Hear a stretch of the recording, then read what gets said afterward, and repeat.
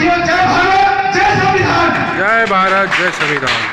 साथियों, आज यहाँ तमाम बैठे हुए लोग, मैं यह सिर्फ बताना चाहूंगा कि हमारे साथियों ने सारी बातें रख दी है तमाम विस्तार से, लेकिन यहाँ जो हमारी महिलाएं और बच्चे, महिला साथी बैठी हुई हैं, मैं बताना चाहूंगा आज अगर हम कुर्सियों पे हमारी महिलाएं बच्चियां बैठ पा रही हैं तो यह सिर्फ और सिर्फ बाबा साहब के संविधान की ताकत है। तमाम पार्टियां आज बाबा साहब के नाम का दोहन कर रही हैं, लेकिन बाबा साहब ने कभी भी किसी भी वर्ग के लिए संविधान नहीं बनाया। उन्होंने तमाम समतावादी, मानवतावादी लोगों के लिए संविधान बनाया है, चाहे वो किसी वर्ग का हो। जो दबा कुचला समाज है उसको उठाने का काम किया बाबा साहब ने। यह संविधान की ताकत है।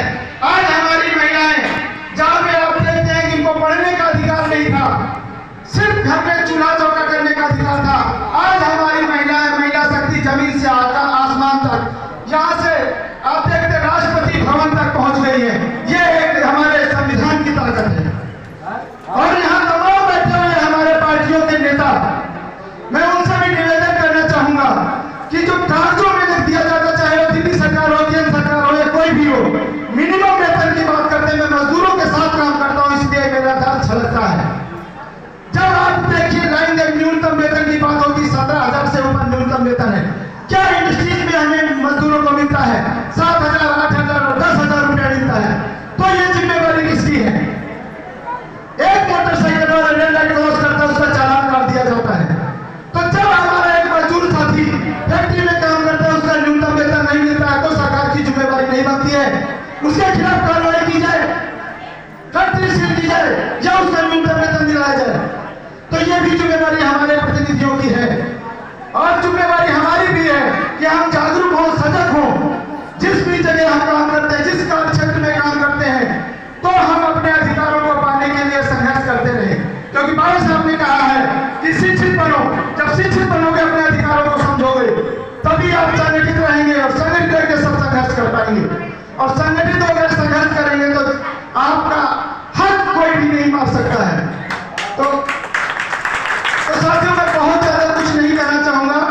हमारे तमाम साथी अब वक्तागण बैठे हैं, अपनी बात रखेंगे। मैं सिर्फ यही, अगर किसी को बुरा लगा हो तो क्षमा करे, लेकिन बाबा साहब का जो संविधान है किसी वर्ग, जाति और धर्म के लिए नहीं है, पूरे धर्मों। आज बाबा भीमराव अम्बेडकर जी के जो श्रृंखला जयंती है 132वां, उस कार्यक्रम में शामिल होने के लिए और आप तमाम साथियों का भी अभिनंदन और स्वागत। मुझसे पूर्व में बहुत सारे वक्ताओं ने अंबेडकर जी के जीवन पे प्रकाश डाला होगा, उनके द्वारा उनके बताए हुए मार्गदर्शनों पे चलने के लिए प्रेरित किया होगा। जो उनका देश समाज के प्रति अनुबंध है, उसके बारे में भी बात उन्होंने रखी होगी। हमारे अभी पूर्व में भी साथी ये बात कह रहे थे कि अंबेडकर जी के 3 जो नारे हैं वो देश ही नहीं पूरे विश्व में प्रचलित है। शिक्षित बनो, संगठित रहो और संघर्ष करो। शिक्षा का मतलब ये नहीं है कि आप 10वीं 12वीं करके एकेडमिशियन एजुकेशन ले लें, आप स्कूल और कॉलेज की ले, साथ ही साथ आप देश में जो हालात है, जो आपके समाज में जो शिक्षा है, जो आपके पूर्वजों ने जो आपको समझाया है, पूर्वजों के जो मार्गदर्शन है, उसको समझते हुए हम अपने हक और अधिकार के लिए एक होना होगा, संगठित होना होगा। और संगठित होकर हमें अपने जो कानूनी वैधानिक जो अधिकार है उसके लिए संघर्ष करना है, समाज के हर तबके के लिए, समाज के हर वर्गों के लिए। साथियों, मुझे नहीं पता कि आपके क्षेत्रीय विधायक क्या कह के गई। हमारी पूर्व में पार्षद भी बातें कह रही थी, क्योंकि दोनों की आइडियोलॉजी और पार्टी अलग अलग है, तो एक दूसरे पे आरोप प्रत्यारोप चलता रहता है, हमें उसमें नहीं पड़ना है। बात यह है कि आज दिल्ली में जो और केंद्र में जो सरकार है, उस सरकार के द्वारा देश के 40 करोड़ जो रोज कमाने और खाने वाले असंगठित क्षेत्र के मजदूर हैं, उनकी स्थिति क्या है, उन्हें क्या मिल रहा है, उन्हें क्या मिलना चाहिए और क्यों नहीं मिल रहा, उसके क्या कारण है। अभी हमारे साथी न्यूनतम वेतन पे भी बात कर रहे थे। अभी हमारी एक बहन ने बात की, इस देश के प्रथम लेबर मिनिस्टर भी बाबा भीमराव अंबेडकर थे। आज जो ट्रेड यूनियन एक्ट है, मैंडेटरी मैन्युफैक्चरिंग एक्ट है और जो मिनिमम वेज एक्ट है, वो बाबा भीमराव अंबेडकर के द्वारा बनाया हुआ कानून है, जिसको बाद में 47 के बाद जब आजादी मिली तब मिनिमम वेज को रिवर्स करने के बाद न्यूनतम मजदूरी कानून को अमली जवाब बनाया गया। तो साथियों, अभी निर्माण मजदूरों की बात हो रही थी। आज आपने तमाम न्यूज़पेपर में बहुत अच्छे आर्टिकल पढ़े होंगे, खबरें सुनी होगी कि दिल्ली सरकार निर्माण मजदूरों के लिए आवास बनाएगी, हॉस्टल बनाएगी, बस पास देगी, बच्चों को छात्रवृत्ति देगी, उनके लिए कोचिंग चलाएगी और उनके लिए स्किल अपग्रेडेशन का कार्यक्रम करेगी, निर्माण मजदूरों को पेंशन देगी, निर्माण मजदूरों के बच्चों के शादी के सहायता के लिए अनुदान देगी। तो मैं पूछना चाहता हूं, तो यहाँ पे बैठे साथी हैं, क्या पिछले 3 वर्षों से आपके बच्चों को छात्रवृत्ति मिल रही है? क्या पिछले 6 महीने से जो पेंशन के हकदार हैं उन मजदूरों को पेंशन मिल रही?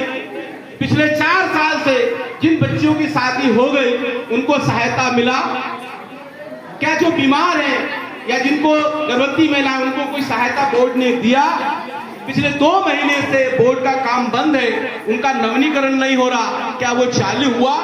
क्या इस दिल्ली के मुख्यमंत्री को समीक्षा अगर लेबर डिपार्टमेंट की करनी थी तो दिल्ली में कार्यरत 70 लाख मजदूरों के बेहतरी, भलाई और सुरक्षा के लिए करनी चाहिए थी। उन्हें सिर्फ और सिर्फ निर्माण मजदूर दिखता है, उनके कार्यकर्ताओं को, उनके विधायकों को, उनके पार्षदों को निर्माण मजदूर दिखता है, क्योंकि दिल्ली के सरकार का 1 रुपए का अनुदान और दिल्ली सरकार जो ढोंग पिटती है, दिल्ली सरकार के द्वारा दिया गया कोई सहायता निर्माण मजदूरों के लिए नहीं है। निर्माण मजदूरों के कल्याण और सुरक्षा के लिए जो 3,500 करोड़ रुपए हैं, वो निर्माण मजदूरों के पसीने से कमाया हुआ पैसा है, किसी सरकार के द्वारा अनुदान नहीं है। दूसरे कार्यक्रम चलाने के लिए दिल्ली सरकार को पैसा देना होगा। तो सबसे पहले ये जो मौजूदा सरकार है उसका मकसद है कि जो निर्माण मजदूर कल्याण बोर्ड में 3500 करोड़ रुपया है, उसको अपने प्रचार प्रसार के लिए, वोट की राजनीति करने के लिए किस तरह से खत्म किया जाए, उस तरह से वो प्रचार प्रसार कर रहे हैं। आज आपने न्यूज़पेपर या टीवी में देखा होगा, तो मैं आपके बीच में दावे से कह सकता हूं कि हमने कई बार संघर्ष करके इसी गोपाल राय और जैन को पीछे किया है, और आज केजरीवाल को भी मुंह की खानी पड़ेगी, क्योंकि उन्होंने गलत निर्णय लिया है, गलत फैसला और गलत प्रचार किया है।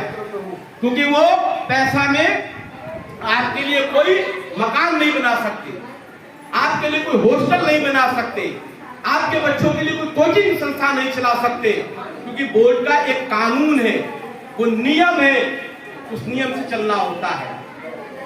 तो ये हवाबाजी में प्रचार करते हैं, तो इस जो भावना में आप नहीं रहिए।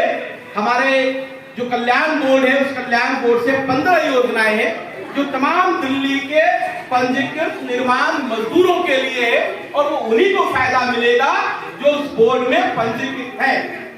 आपको पिछले कोरोना काल में जो 5,000 रुपए मिले, वो दिल्ली सरकार के रहम से नहीं मिला, दिल्ली सरकार ने अपने आप नहीं दिया, उसके लिए दिल्ली उच्च न्यायालय ने दिया। हमने हाई कोर्ट से डिमांड की, हाई कोर्ट ने आदेशित किया, तब आपको प्रदूषण के नाम पे या कोरोना के नाम पे 5,000 रुपए की चुटकी दी, जो दिल्ली सरकार ढोंग पीट रही है कि हमने दिल्ली के मजदूरों को 5,000 रुपया दिया, वो आपको ध्यान भी नहीं था, आप सोच भी नहीं सकते थे, लेकिन दिल्ली उच्च न्यायालय ने हमारी याचिका के सुना और आदेश किया, तब आपने दिया।